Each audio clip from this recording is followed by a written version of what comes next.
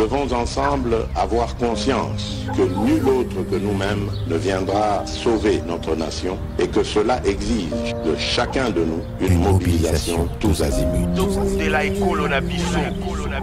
Bana Congo, ekomitango to telema, to simbana na loboko, pe to sala pona ko bundela ekolo na biso, etando mobimba ya ekolo pe ko batela ndelo nyonso ya ekolo na biso. To sangana biso basi. Ekolo Congo démocratique ezali ko bundisama na etumba eyo Rwanda ememi pe na makambo mabe, ko boma bato, ko nyokola bango nzela ya ba M23. Bazali ko bundisa biso, oeleko eye ekolo ya biso ezwi nzela ya botombwami. Kokabola biso mpe koyiba bozwi boye nzambe apesa biso. Makila mosopani mingi, bomoi bwa bato bobebi, zamba nde ezali kosunga molongo mobimba. Bomoi bwa bato bokomi mpasi. Tozali na ndingisa banso ya kobatela ekolo mpe lisanga mpona likamboli ya ekolo. Tosanga na biso banso. Totia pembeni makambo na biso to pe politiki. Tosangana tobundisa banguna baye balingi kimia te nde likamboli ya biso banso tozala lisanga. Tosala ngele. Totika komona baninga mpamba mpe mbeba nyonso. Tolakisa motema mwa kosalisana na bandeko babiso baye bakutani na makama mabitumba. Tosangana biso banso.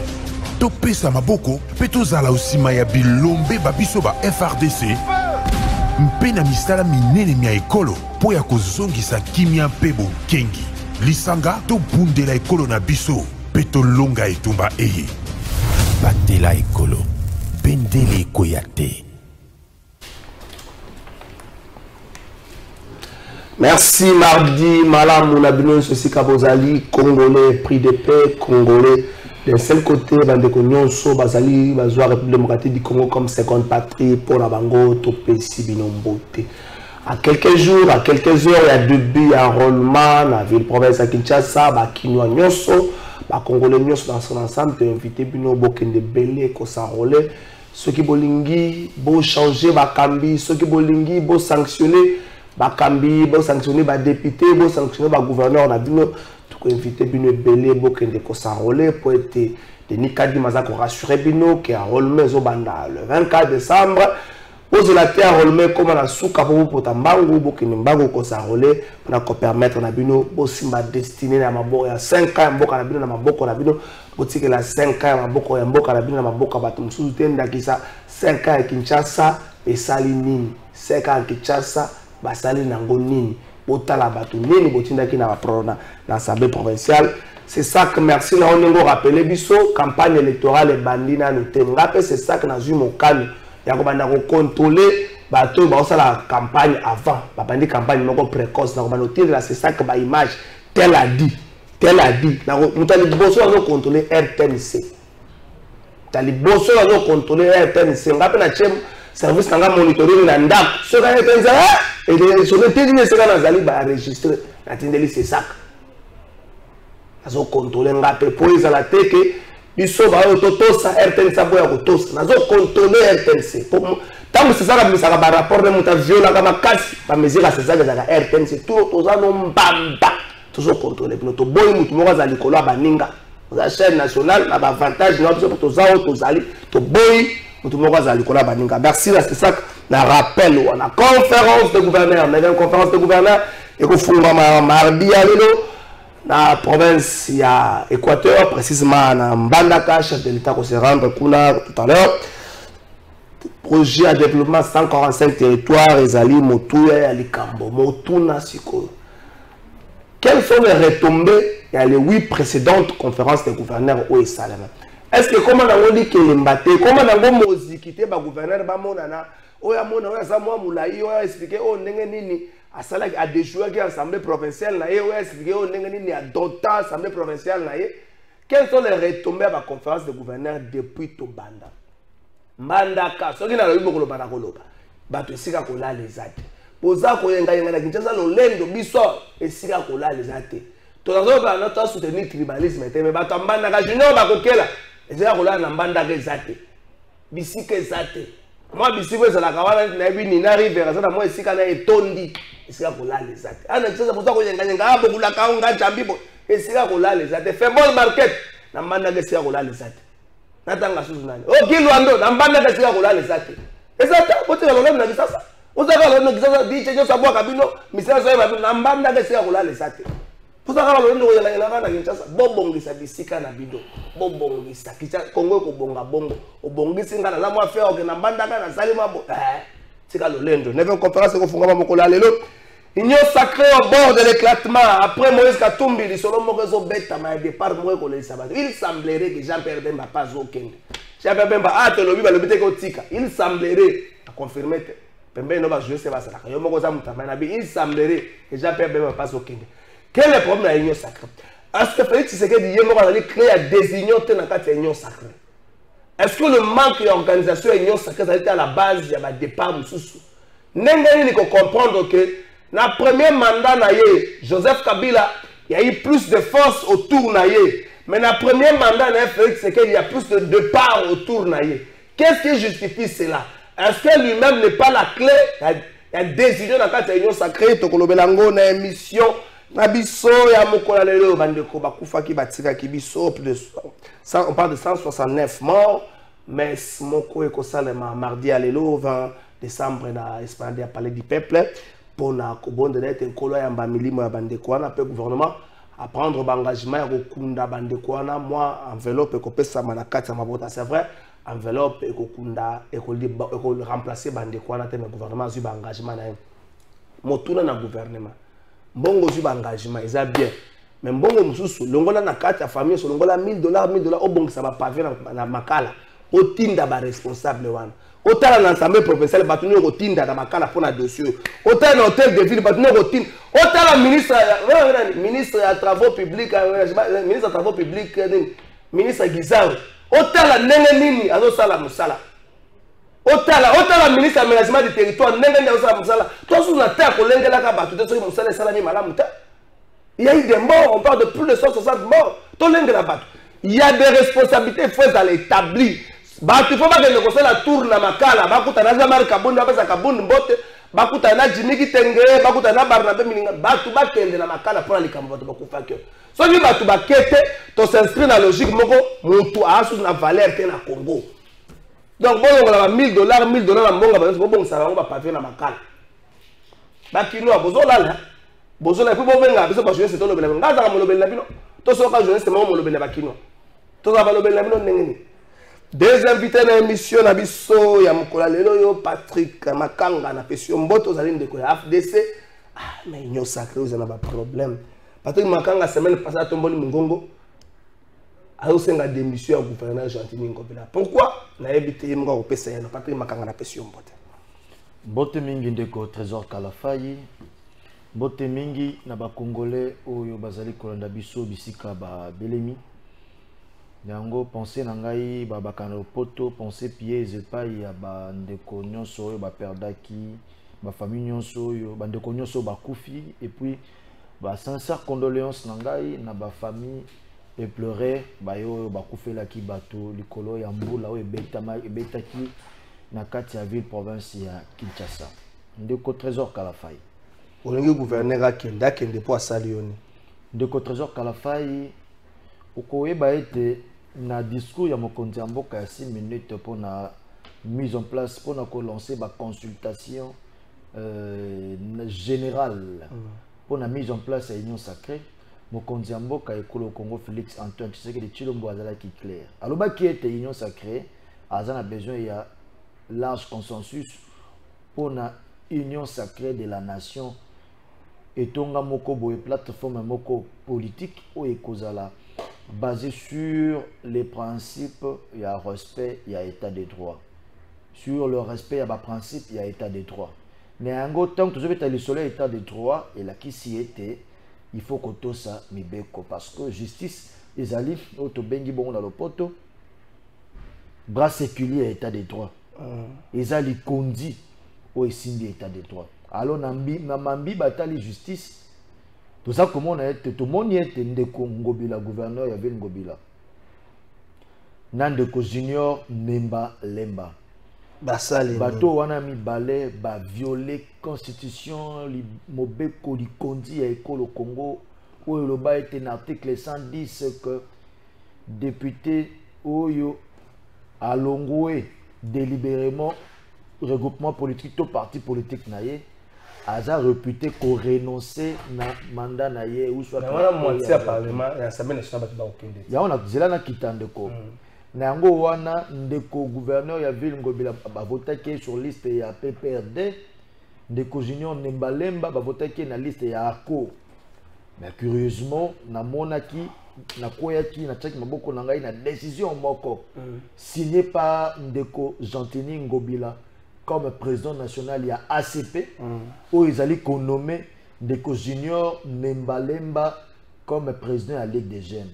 Na prévo yongai na joaki na maboko na ngai de saliete na comme la procureur général près à cour de cassation Mokanda pour na été justice et fongola action contre gouverneur ya ville province à Kinshasa M. Ngobila parce qu'il faut démissionner et puis ndeko Junior Nembalemba il faut démissionner à tika place na pas suppléant a démissionné pour ce rapporteur il a sous na droit à siéger dans l'Assemblée provinciale à Kinshasa ndeko Ngobila pe alongba gouverneur na yango wana bale ezana ka justice parce que ba atenyos o ndeko Ngobila za composé na ngonga otozolo ba depuis na mona depuis décision wana signamaki ezali en violation à la constitution et puis ezaba acte moko ya usurpation parce que constitution eza clair le ba été baza réputé ko renoncer na mandat na bango yango na groupe sa information coup de chapeau na justice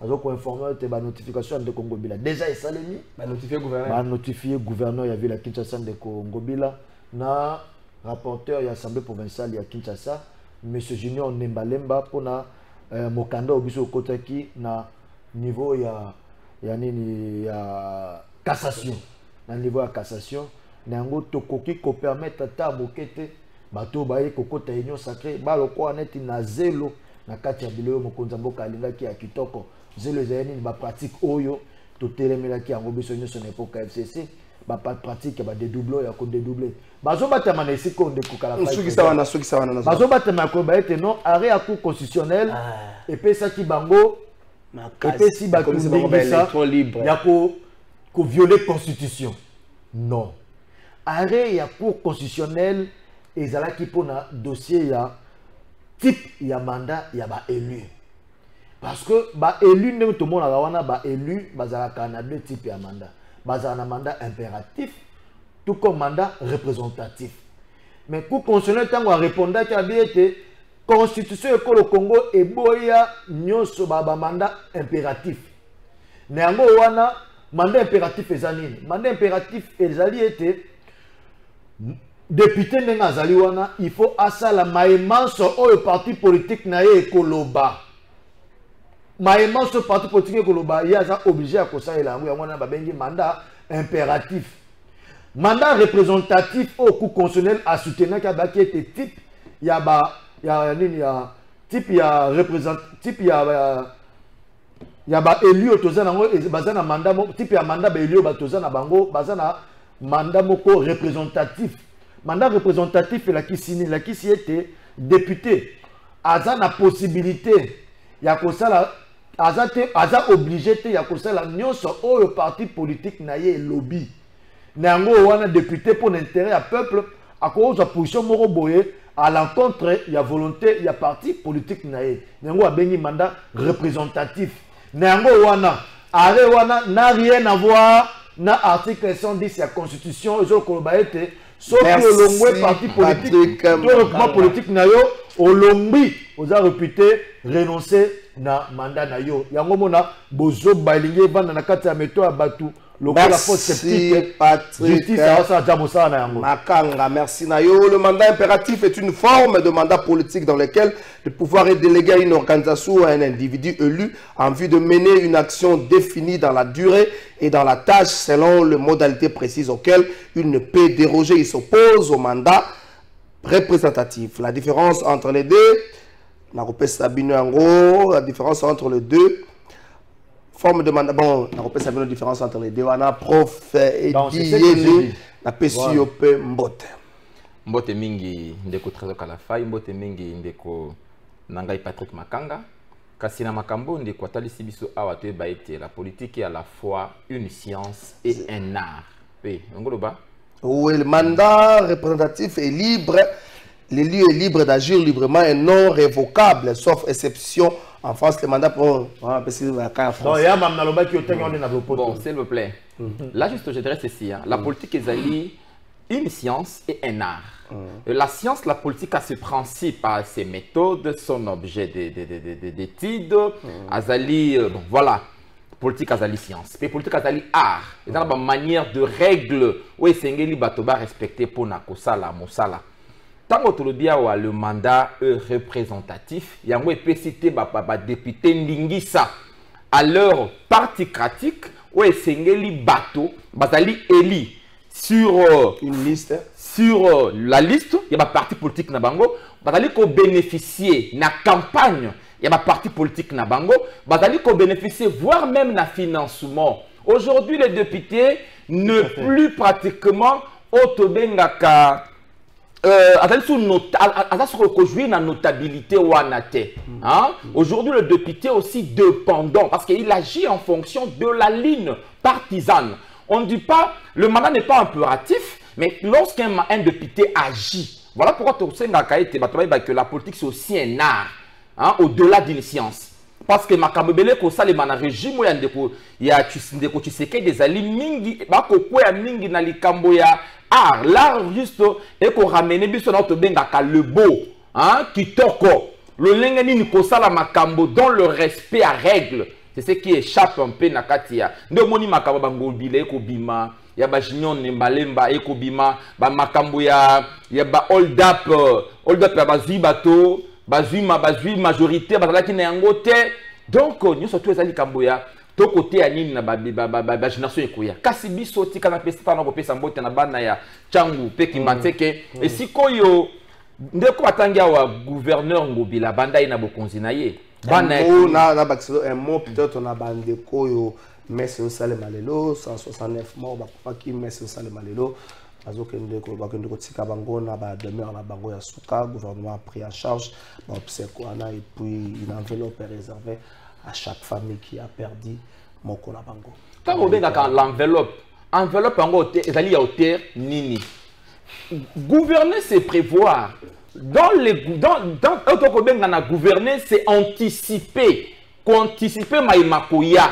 Kosa lete population bakoya na mbebate. Cause la tembebe ça la massima nango yo ya loko la sampia sapeur pompier. Ce qui se passe chez nous apparemment, c'est qui nous gouverne n'engazali ko gérer ba question humanitaire, et bien question qui est bimi na kokata yangai. Donc on veut que makambuya. Or les lobes makambo mingi salania wana ki bato ba kolobao ba dérèglement climatique, réchauffement et autres. Mais non, les gens ne doivent pas nous tromper comme des enfants.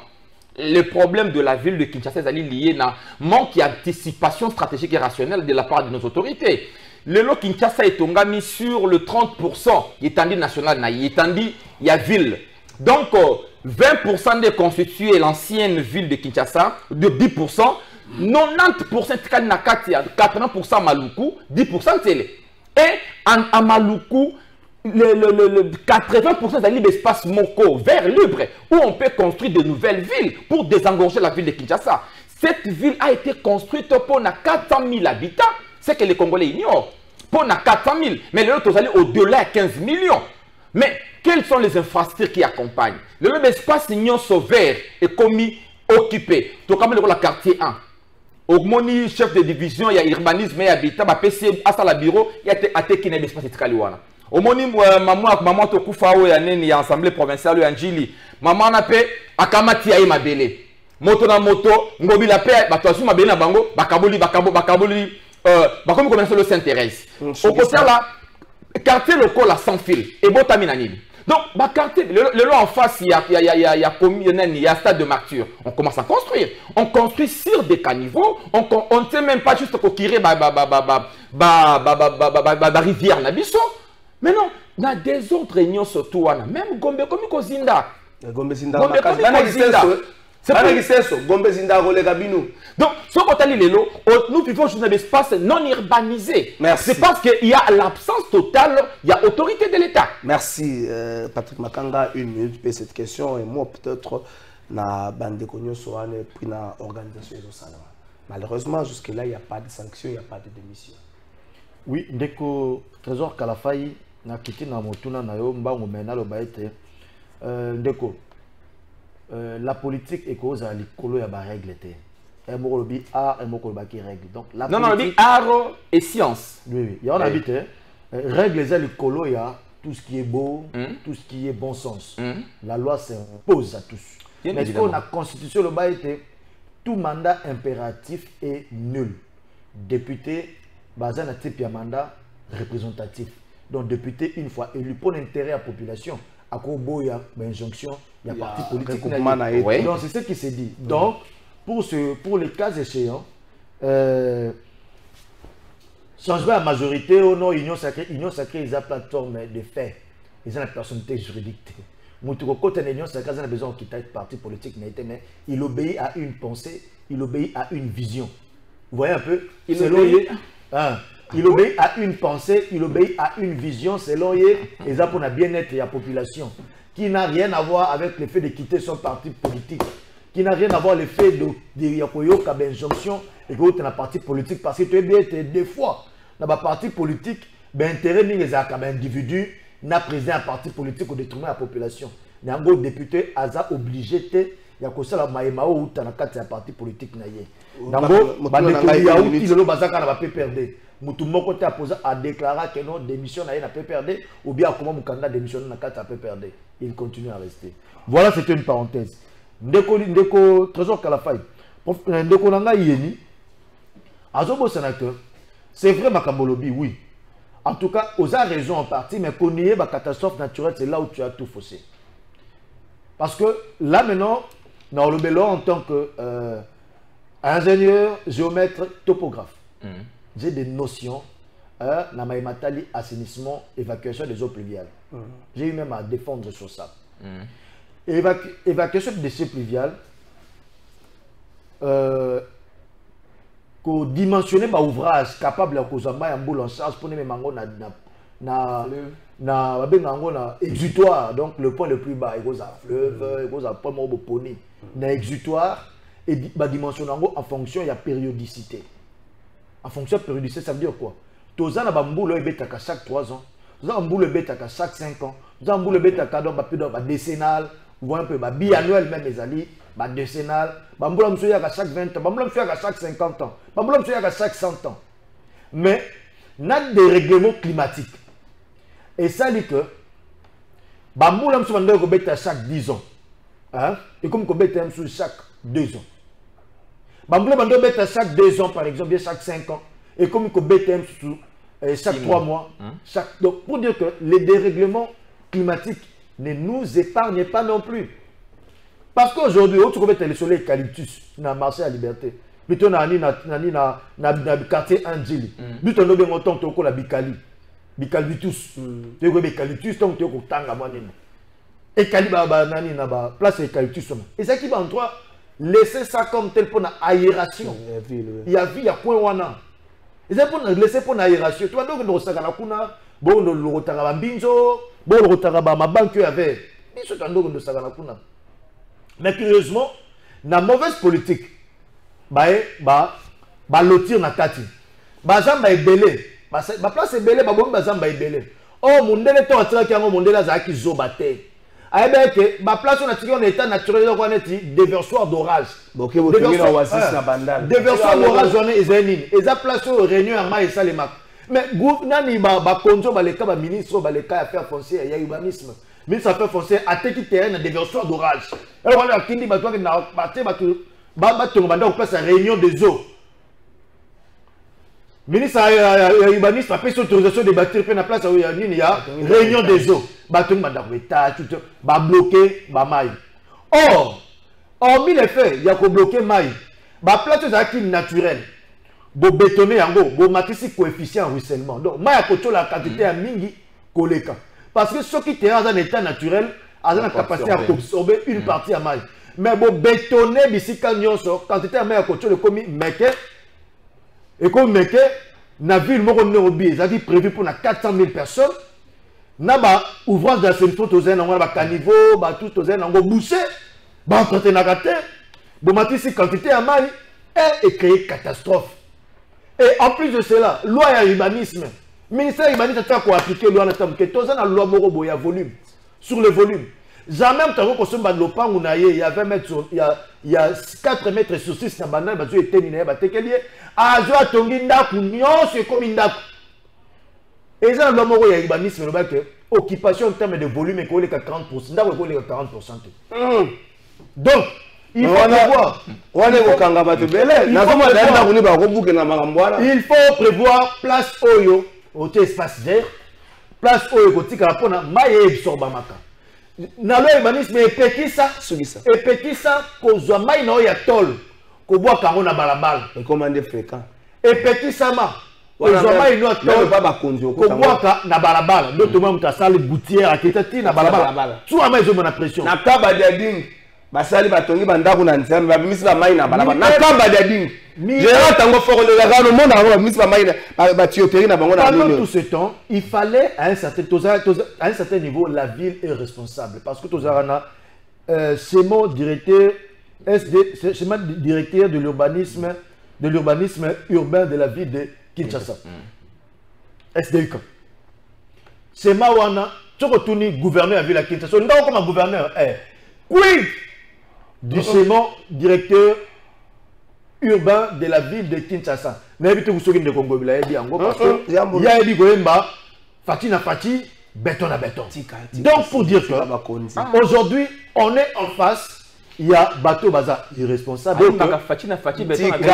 Il y a des dérèglements climatiques. En tout cas, nous ne sommes pas épargnés. Donc pour dire que les conditions climatiques avant, tant vous avez nous bien, vous avez un bomba mati.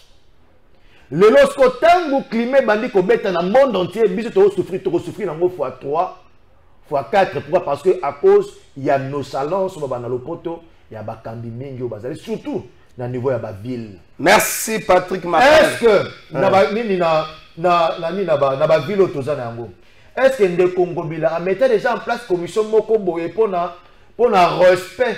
Il y a seulement directeur, urbain à ville à Kinshasa. Raison pour laquelle ils sont de trésor à la faille. Bah tu vas dire qu'on dirigeait Kinshasa, Toboyi et Kambelia sous-traitance na kata ville. Toboyi ba député nationaux provinciaux il y a sous-traitance na kata ville à Kinshasa. Yango na kosenga boy. Bande konanga ya Tango.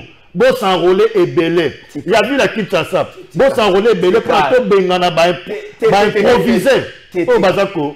Pour diriger Villa Kinshasa. Je préfère Patrick Makanga, ingénieur comme ça. Mboko ezana bato maye. Donc tena ko saka baluni na ko expliquer nga yo yebite nene ba shaka Patrick Makanga kangi bino clé. Awa boko bimela ndenge ni. Makambo alo yo ko bimela ndenge ni. Tena ko vena savoir professeur makambo alo yo ko bimela ndenge ni makambo alobi. Ici c'est la science qui parle, c'est pas trésor à la faille. Oh ben nga yo mais c'est la science qui parle. O ko bimela ndenge ni. Yo moko mona boko na yebi mokonzi député moko ndaku na ene pati bakana 40% les kate mais ndaku neza na 102%. C'est-à-dire à connaître na balabala ndaku na clôture mira ndaku na clôture kangani bo 102%. Et puis de côté la faille il y a encore une les gens la servitude de prospect. Jamais clôture no yandaku clôture à l'opango et rose à la mur yandaku. Parce que c'est à 1 mètre de servitude de prospect. Aïe aïe aïe. Et ça n'a qu'à l'urbanisme en vigueur dans 80% du Congo, mais qui fait le suivi? Ministre de l'urbanisme est plus mobile. Mais c'est le ministre. On est là, on a bandaku ko bengana ka batu na bandaku sala pe musala to éviter baliwa. Ko bengana batu na ngo problème te sala musala. Donc vous êtes plus dans des spectacles. Plus dans des spectacles. En savoir professeur Makambo boye bien ko. Ba éviter. Awa boke kuna na nini eloko bo bebe ko passe gouvernement. Il faut bata boye ba salati. Bata boye ba sala. Aozala ndenge nini aozala ndenge nini na parti na ye moko na mayele on soit lobia o azali banda azwakani na parti na ye donc il est de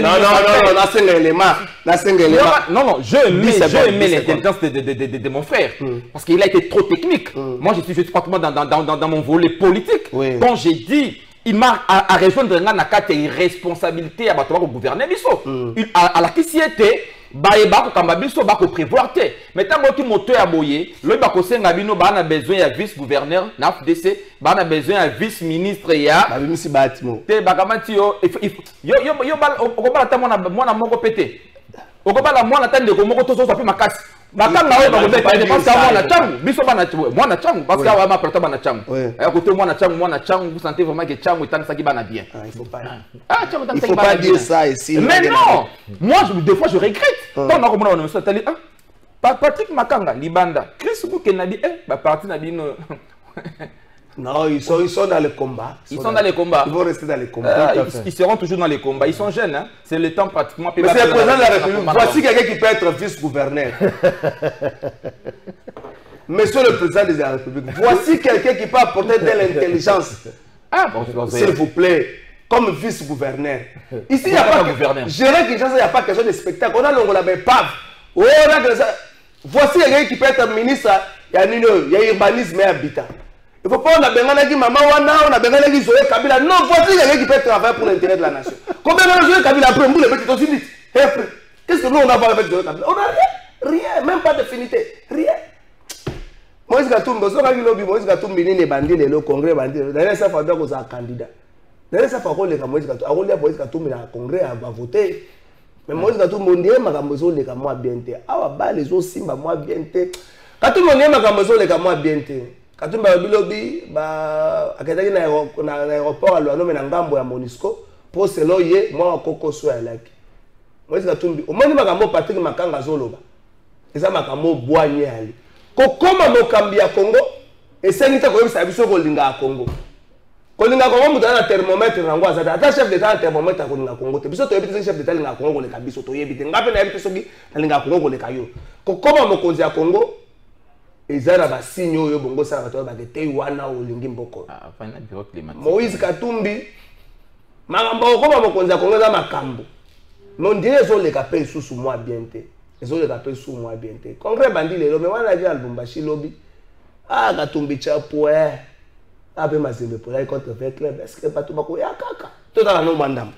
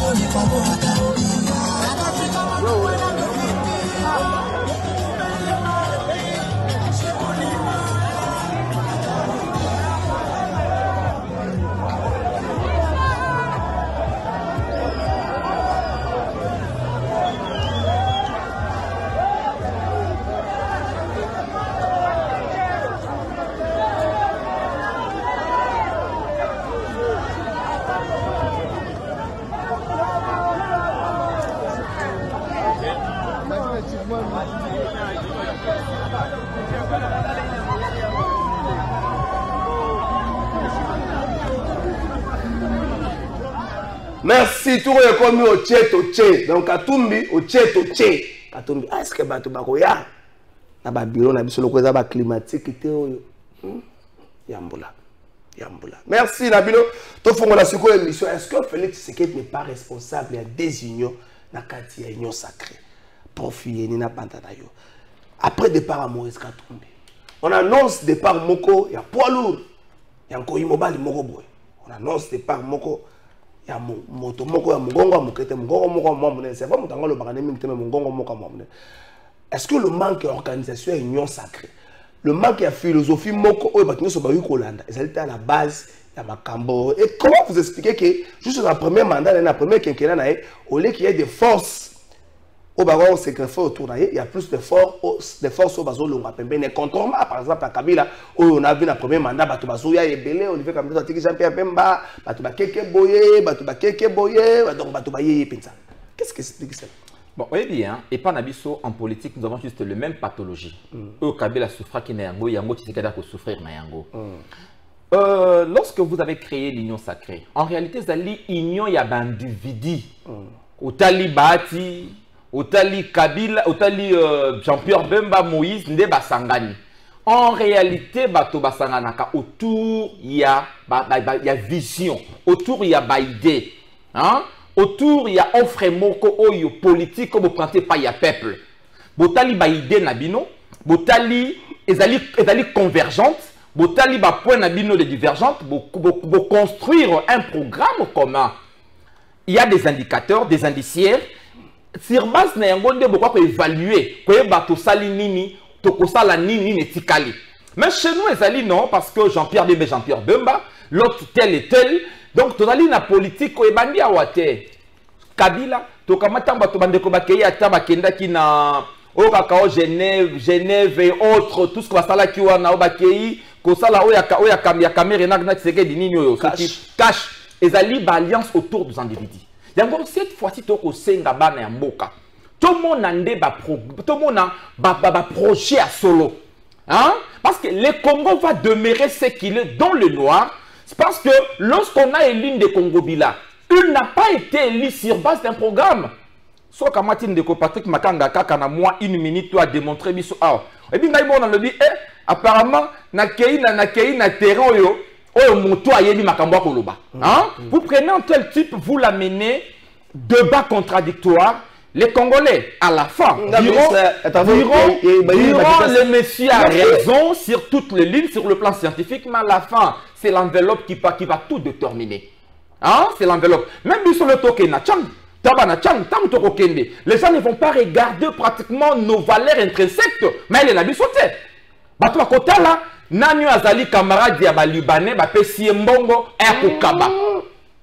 Quand bien même, il n'a pas pratiquement le prérequis pour être représentant du peuple. Un représentant, c'est quelqu'un qui a des aptitudes intellectuelles, morales, pour permettre de en lieu et place à Batouana. Donc, nous avons construire une union sacrée autour de quoi? Autour de quelle valeur? Programme vision nini? Programme nini? Ezali yaka, obakino malobaka. Yaratofanda. L'hôtel libéral, il y a même des communistes, des socialistes, chacun a donc il n'y a pas une vision commune. Maintenant, Moutamoutaye a un cahier de charge. Or, en réalité, le président de la République, c'est une fonction non partisane. C'est pratiquement le gouvernement qui est un organe partisan. L'alliance, c'est autour, c'est une alliance parlementaire, hein, pour définir le gouvernement et non une alliance présidentielle. Ça c'est que dans la rhétorique de Moïse Katumbi, pratiquement tout bien d'accord, en rhétorique moko otolobaka, donc moto, je dirais évoquement moi libanda, il y a démocratie. L'antipode de démocratie. Moi antipode il y a démocratie, parce que pour Naye, c'est lui le chef qui régule. Il agit, il définit d'abord la ligne, les autres vont s'inscrire dans Oyalobi. Merci pour Et il dit, j'ai un représentant qui, et là, comment que pas chacun des charges Nangaï, président, Bossala qui alliance parlementaire. En accord avec Batounaye. Ça c'est une rhétorique monarchique. Merci pour constat qui des parlements. Bon, Moïse Katumbi Sabiso, il a eu 5 postes ministériels. Quel est le bilan? Il y a différents secteurs où il y a géré. Quelles sont les réformes proposées? Quelles sont les réformes proposées par le ministre ou l'Alliance Ensemble pour la République? Merci pour Azali responsable, mon congestionnaire, il y a bilan merci pour s'il vous plaît, merci. C'est de l'amalgame ce que nous faisons aujourd'hui. Merci, je ne voudrais pas tout ça la fixation. On a Patrick Makanga. Est-ce que le manque d'organisation, il y a une union sacrée? Est-ce que le manque, il y a vision moko? Est-ce que tu sais qu'il n'est pas la clé à des unions? Il y a une union sacrée. Bon, ce qui est vrai, conclut directement ce qui Mokonziambo Kaza, clé à des unions, la union sacrée, je dis non. Mais il est aussi pour quelque chose parce que il devrait, à niveau naïe, définir les choses au sein de l'union sacrée. Parce que si Mokolo Alelo, on ne peut pas en vouloir à M. Moïse Katumbi Tchapoué, à quitter l'Union sacrée. Et là, en vouloir à M. Moïse Katumbi, c'est un propos populiste. Dire non, le bilan, les ceci, c'est là. C'est ce que nous trouvons anormal. Parce que M. Moïse Katumbi Tchapoué, Azali, toujours na ma comportement na yakala. À travers Kabila, Asuka, avec le 3 penalty, tout ça, Boka, tout. Après, c'est Kabila au Congo. De telle enceinte que M. Moïse Katumbi Tchapoué a lobby sa baba. Kabila Lobakate. De Kabila au point qu'on traité Moïse Katumbi Tchapoué de Judas. Moïse Katumbi Tchapoué a lobby sa Kabila pour la Kabila traité de Judas. Les Lopé a profité de l'Union sacrée tellement. Avant d'ici, ma affaire naïe, cop naïe, avant d'ici, toko, avant d'ici, ma ministre, avant d'ici, tout cet état d'histoire, quelques mois avant l'élection, aïe, sous la pratique naïe, aïe, sous comme ça, la Kijuda naïe, et pas un déco Félix Antoine Tshisekedi Tshilombo. Mais Kolongwa naïe, la carte Union sacrée, beaucoup de qu'on vouloir naïe, pourquoi? Parce que l'Union sacrée, ils ont une plateforme de gouvernance. Et nos plateformes électorales. Alors pourquoi s'en prendre à lui sur les plateformes électorales? On ne s'en prend pas à M. Moïse Katumbi Tchapoué Ndenge à Longo Union Sacrée. Mais ma propos naïe, discours toi à l'égard de l'Union Sacrée, oh Yazali, Moko, co-gestionnaire Ndengo Ndenge Ndeko Yeni à lobby, Ndelo Kamabe Yango Wana. À côté de étant donné le fait que l'Union Sacrée est une plateforme de gouvernance et que ma ponomie est bel et bien en 2023, Ngai, na longo na ngai nini na longo Union sacrée avec des conséquences aussi qui est le ministre na yokende tout pour na tout se préparer na élection na 2023 Christian Mwando la bango yangote.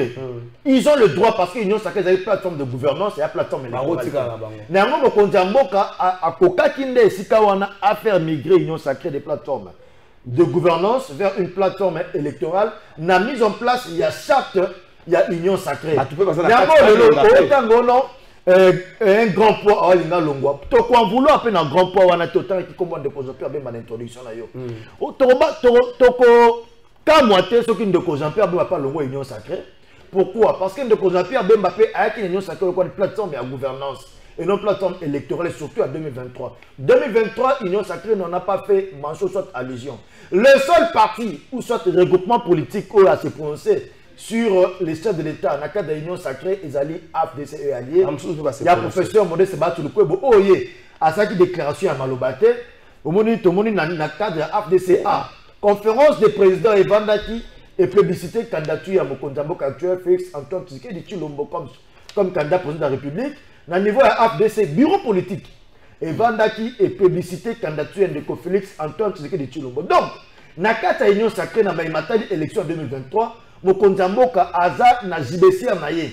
Élément sûr, il y a ma case, c'est ça AFDC est allié, il y a professeur Modeste Batouloukwebo. C'est le seul et l'unique allié sûr au Aza qui paye à Liboso. Il y a qu'on s'est prononcé pour soutenir la candidature en 2023. Raison pour laquelle je chute, pour dire que non. Union sacrée, il y a eu ces désordres à profiter. Il y a Nabatu Oyo, lobby bowling, il y a Batu Batelema. En face, nous ne pas combattre Bisso. Mais une épaisse est pour quelque chose.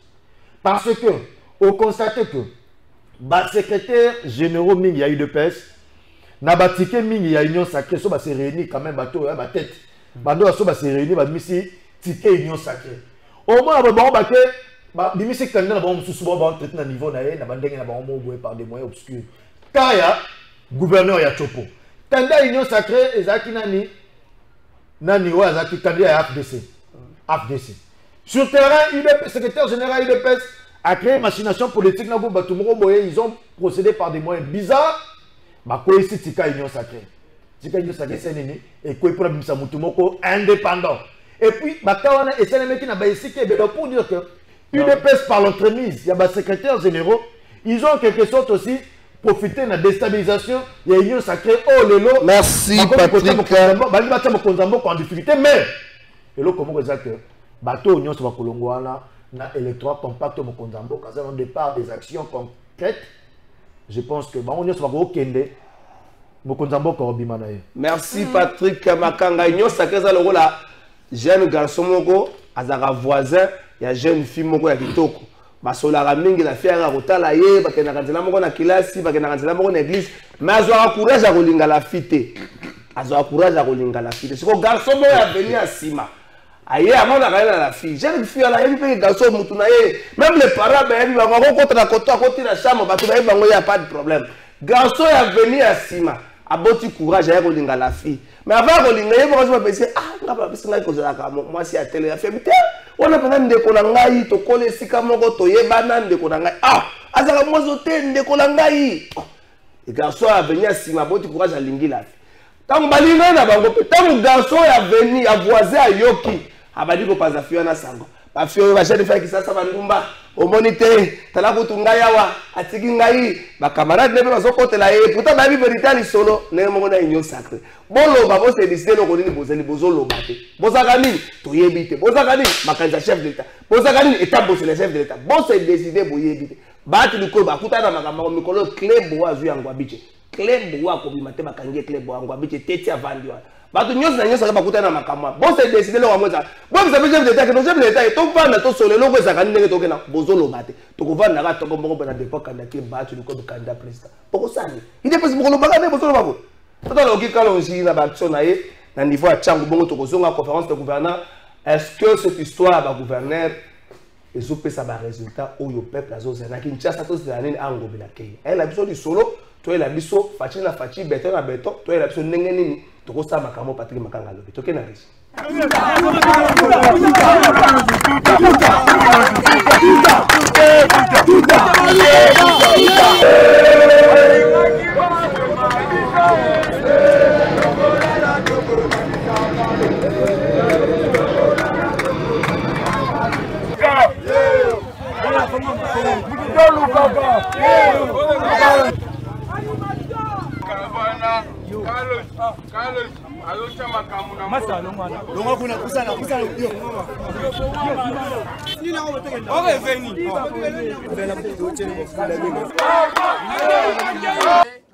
baza maltraité baza nyonso ya mabe ya mokili yango wana nde etindaka bango bakende kosala kikuluna mais na sololi na bango nayoki mwa mayele ezali toyokani na bango tolobi mbo tosalela bino nini bayebisi ngai tolingi tobanda koteka babrike tobeti toteki ana lobi wana eza eloko ya motuya au moins soki bozobeta tourne mobimba bolembi na poko bokosokola bolali bokosala kikuluna te alors biso bato tozali kotonga totika siko kosomba babrike libanda tobanda kosomba babrike na bandeko na biso oyo lobi tobengaki bakuluna soki bosombi epa na bango te bokosalisa biso te boye te yango nde bomoni ngai na ye lelo nayebisaki bango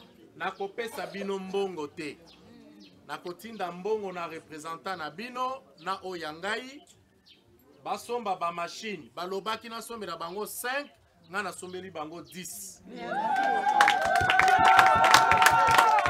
napesi bango fond ya liboso na nzela ya basnel akotiseli biso na banda kute mais lumière publique tozanga yango te ndenge père curé alobi to veiller à ce que bayi baba pano le mosusu eza ya kobakisa bobakisi ngai namona ba question tindango pa Clovis.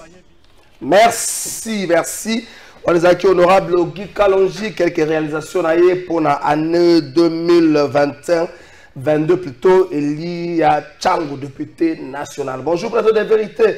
Votre émission est vraiment scientifique. Bana Tchangou, Bazola qui s'endengeni qui tient qu'on forme, qui reste de voir comment Bamibi, Oyo Bazoko, Sabiso, Tchangou, l'intelligence pour le développement de la RDC. Ah, Bana Tchangou, on appelle si Bana Tchangou, Nyon Sombote. Bandeko na nganyo sa Tchangou, j'ai une grande famille na Tchangou, on a vraiment la famille monene côté à terre à Nino, on terrain Saint-Thérèse, on a vraiment la famille monene, on a pesi ba tante na nganyo sombote, on a pesi ba noko na ngape ba ndeko na nganyo sombote au basala kati ya Tchangou. Heureusement on a vraiment moi na kisasa Profieni, conférence des gouverneurs 9e édition. On se pose déjà la question de savoir quelles sont les retombées à les 8 précédentes éditions. Est-ce que comme Likelembate et comme Mozikité. Cette fois-ci, le projet de développement à 145 territoires est allé sur la table. Heureusement que Bakeo Bandango et Panayon en Bandaka. Je parle de Côte en tant que la grande province. Bakeo Bandango en Bandaka. Même les invités ont de sérieux problèmes pour nous jouer. Ça nous prouve, ça nous montre la réalité de l'arrière-pays. Et si Ganga Makasa, est-ce que la conférence des gouverneurs a des retombées positives depuis Banda? Et puis, il y a conférence de gouverneurs pour la 4 mois de concertation et d'orientation stratégique. Il y a fait de la gestion, il y a un mot cannabiso. Et puis, tout part dans la qualité à Uli. Hein? Lorsque les élus sont pratiquement produits à marchandisation, il y a vote. Hein? Cette fois-ci, il faut qu'on ait des qualités. Il faut être objectif. N'allez pas élire quelqu'un parce que même est-ce que le député est là pour ça? Il est élu pour ça. Il revient à l'exécutif. Il y a qu'à prendre en charge, pour élaborer des politiques publiques qui douanent. Bandeko bazali kaka asombi polo mokolanda moto ya député Kimawa. Quand le député va intervenir dans barre à Kosenga Tebo Tikana lo balingala parce que le français pose problème. Est-ce que pour être intelligent s'il vous plaît, on a été à l'école. On a été à l'école. Tout on peut aussi parler la lingala mais Olandi ben congrité. Vous sentez que celui-ci parti de Bango Nalanda qui président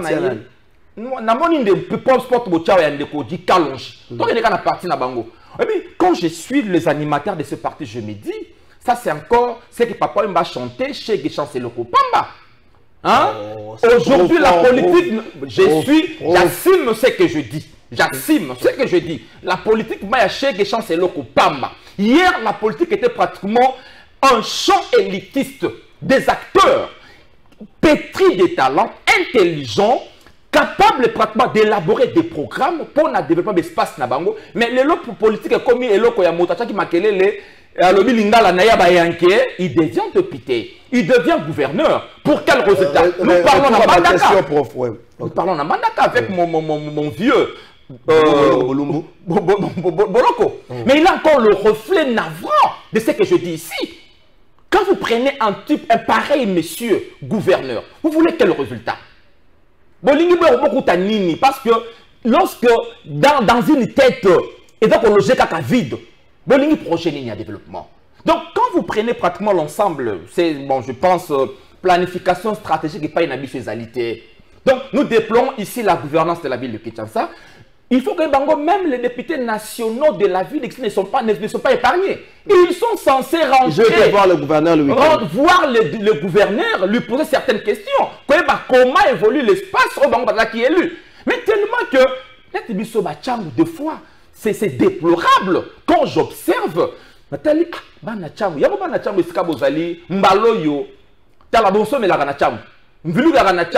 un danger. Donc cette fois-ci, député Aïlokana Poloté, tout quel est ton projet? Qu'est-ce que tu penses pour la Tchangou Yango? Ce n'est pas encore pendant la période de campagne. Mais non, nous parlons de nos élites. Inviter plus les gens, à s'enrôler, mais ce n'est pas pendant. Oui, mais on commence à s'enrôler pour la choix à qualité. Et dans la choix, on a moni awate. Le choix problème. Non. Ils ont la question dans la conférence de gouverneur. Qu'est-ce que toi c'est la nini la rencontre? Nakanisi, c'est ce genre d'assises. Et ça reflète la qualité à bateau composé. Donc moi je me dis aujourd'hui, on ne va pas s'attendre à la fin. Il y a quinquennat, parce que moi je dis jusqu'à la preuve du contraire, la qualité de nos dirigeants pose problème. Donc on a vu exemple parce que moi j'habite Tchangou. Je sais confronter nos frères et je me dis parce qu'avec ce genre d'élite, en tout cas, vous allez passer. Parce qu'ils ne sont pas à mesure, il y a que ça, la lobbying, il y a que représenter l'Union solo. Parce que là, c'est qui m'a moqué. Parce que pour la banque. Quand j'ai dit, merci. Il ne faut pas venir parce que tu vas pas exposer. Pas la télé, mais il ne pas devenir comme des élites. S'il vous plaît, prof. S'il vous plaît, merci, prof. Patrick Makanga. tous la ligne la conférence de gouverneurs, cette rencontre va réunir Baeba au Kamba, le 26 provinces de Kinshasa et à Congo. Mais ce n'est pas la première édition, c'est la 9e édition. Les gens se posent la question de savoir, ni les cas na oui édition Oyo, Mutuna Kinshasa, Oyo Mutuna na Bunya, Oyo Mutuna na Okatanga, Mutuna Loala, Oyo, ils allaient parmi retomber la conférence de gouverneurs. Donc, quand on de Kokalafa, la conférence de gouverneurs, on est là, quoi, de Congo Bilaza, la qualité de la conférence de gouverneurs, parce que, Aza en usurpation des fonctions, et là, quoi, il faut que c'est même au Konzamboka, na Rosenga, au Konzamboka, et Bisaya, Zonga, na Kinshasa, à remettre établi, il n'a pas qualité. Mais, Ndeko, Trésor Kalafa, il a zongé le mouken de Komalo, de Koyeni à lobby. Au moni, tant que nous avons été les députés sous-traitants. Non, comment ça? Pourquoi? Il y a le mail de Kaki, arrêtez s'il vous plaît. Dans le Bible. Parce que d'abord, il y a créé parti politique à Ségat. D'abord, il y a moralité. Bazaki élu dans la liste de parti politique Moussoussou. Créé parti politique Moussoussou. Et ça, bientôt, je vais saisir le procureur près à cour de cassation pour statuer pour la canne à Bango. La première moralité est un député sous-traitant. Sous-traitant pourquoi?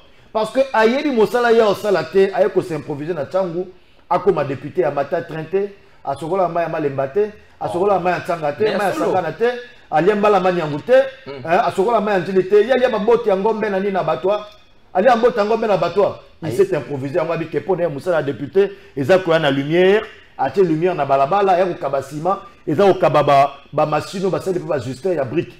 Donc, Congolais ne sont pas donc Congolais ne sont pas ni na rencontre le gouverneur. J'atterris vite. J'atterris pour dire que mon salaire à député, les bilan parlementaire, il faut population au Fatouna. Yebisa biso. Oui, ton dit au Kabila biso ciment. Au Kabila biso tchel biso mwinda. Mais bilan au parlementaire, ils allaient nini. Ba proposition ni ya loi yo l'équipe na assemblée nationale, bien assemblée provinciale, ba idi na assemblée provinciale. Ou sali était si tu es gouverneur ou au CRP exécutif. Oui, ça a été les lots, nous avons tout le monde taxe par exemple, il y a marché à liberté, quartier 12 Mbombo, imposé à moi foutaka taxe, et imposé à marché à liberté, foutaka taxe, na quartier 12 Mbombo, bon, ça va balabala, et bon, ça va avenue. Loi yo proposé qui l'Assemblée provinciale, bien l'Assemblée nationale. Loi yo proposé qui, pour n'être, bazooka taxe, moro boete naka, na ba frère ya soyani, matali social, étant donné que ma sina commune patriotique.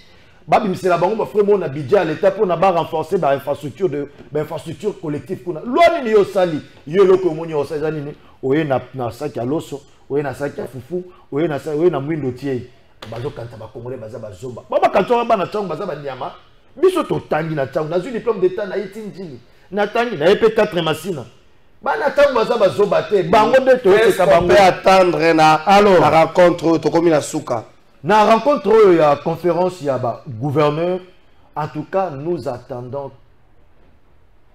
premièrement, un temps ferme et un chef de l'État à l'égard, il y a un gouverneur improvisé au Babaki Moussa Sengel Bassalate, mais vu que les partis politiques sont là, Mbongo, enveloppe pour ça va député provincial, va se retrouver place Bazalaki. Tozo Senga Mokonzamboka, un temps ferme pour la gestion de la République du Congo. Oyo, la commission basée. Et puis, il y a Bosoto, il y a Kosakanate. D'abord, évaluation, il y a d'abord autonomie, il y a la ville. Le gouvernement central, article la province, autonomie, moko la gestion de telle enceinte que province, à créer la taxe. Province, mais bon, on a dit que vignette toujours par la ville à Kinshasa. La vignette, telle la les à côté de ça. Le transport, on a 500 francs par taxi chaque jour. Bon, on a Ekendaka, wap. C'est vrai, mais bon, voilà quand même tout le monde a mis ça, la population s'est retrouvée. Tombo est taxé. Il y a un Mokonzamboka, Atika, Abeta vraiment, les cofina, mais Sande Balotolobaka, Abeta, les cofina, mais ça, pour la merci Patrick Makarapon, fini 15 secondes, un dernier mot. Patrick Makara 15 secondes au souk, ça 15 secondes. En tout cas, maintenant, on a pêché au bouton de Mingi pour na nego ya baby soir, kasi makambo tolobiawa ezalinde vraiment yango na pesi longonya na co-débatteur na ngai na maelo to misiawa bana ya changu okatanga na ITC na itinji nga na tanga na ITC mo 15 secondes kasi yango na lobibo bana changu enrôlez-vous massivement bo s'enrôler mbala o ezali tango ya kotelemela bato bayebi tango te moto adi maya tuengete merci moto ayebi tango te telemela ye tango ya mbo bakende changu na bana changu ezali be fasir nyonso merci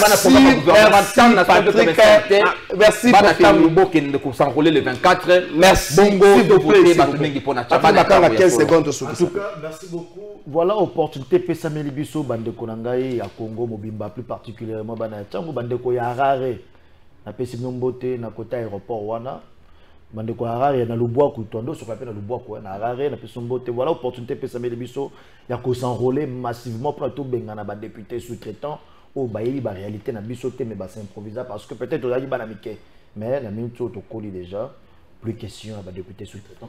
Enrôlez-vous massivement pour voter utile.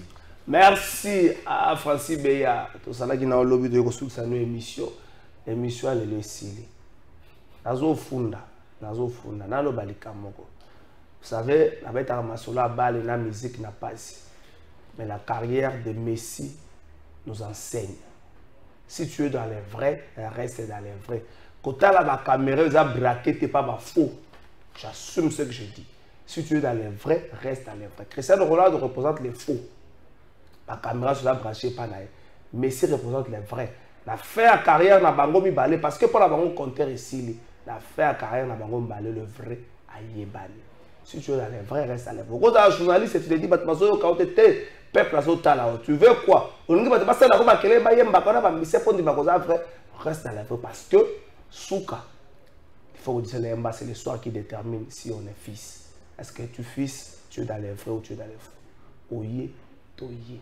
Na maye les siko oye toye to kena rejina funda ba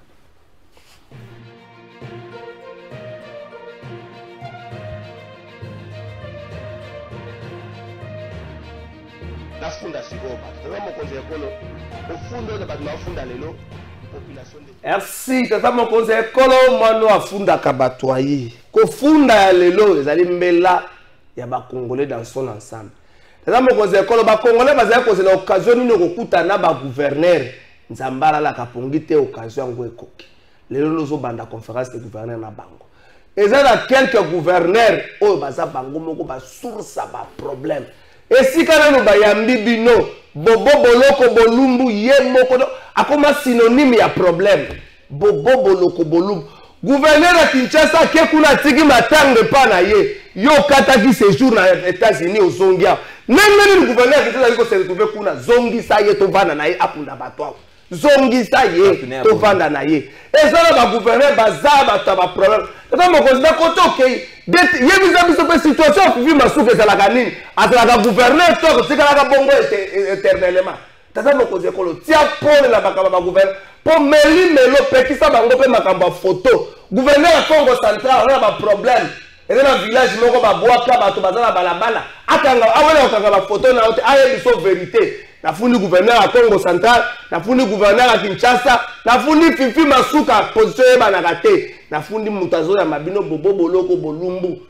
Na kota alisa ba gouverneur mususu lobi ko fonda lesi.